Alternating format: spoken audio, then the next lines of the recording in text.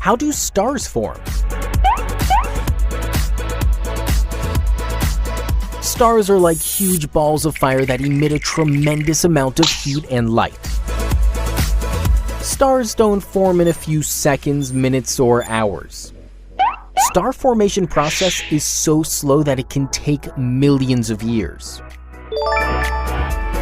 A star begins its life inside vast molecular clouds of dust and gas.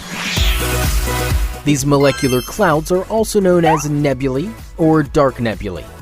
They mostly contain hydrogen and helium molecules along with some other particles. Normally, these molecular clouds are cold and stable. However, a nearby supernova explosion or galactic collision may send a shockwave or tremendous amount of energy through a molecular cloud.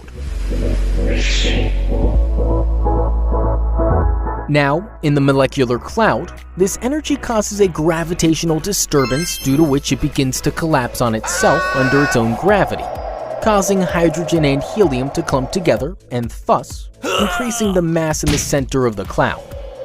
This increase in mass increases the gravitational pull, thus attracting even more molecules and particles from the surrounding. As more and more molecules and particles collapse or fall into the center of the cloud, the center begins to heat up. This heated center or heated core is known as a protostar.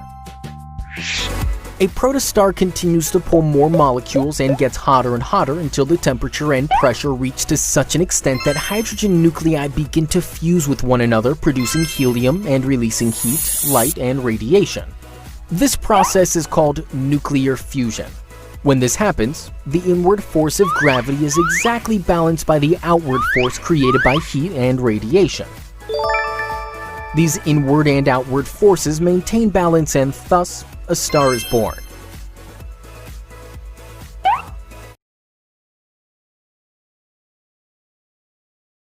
Usually, when a star is alive, the inward force of gravity is exactly balanced at each point by the outward force created by hot gases and radiation. These inward and outward forces maintain balance and hold the star together. However, when the star runs out of fuel, there are no hot gases and radiation. Hence, there is no outward force to balance the inward pull of gravity and thus, the star begins to die.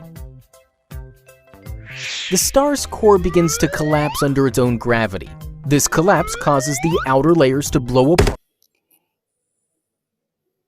The outer layer of the sun will increase, turning into the star. That star is called as the red giant.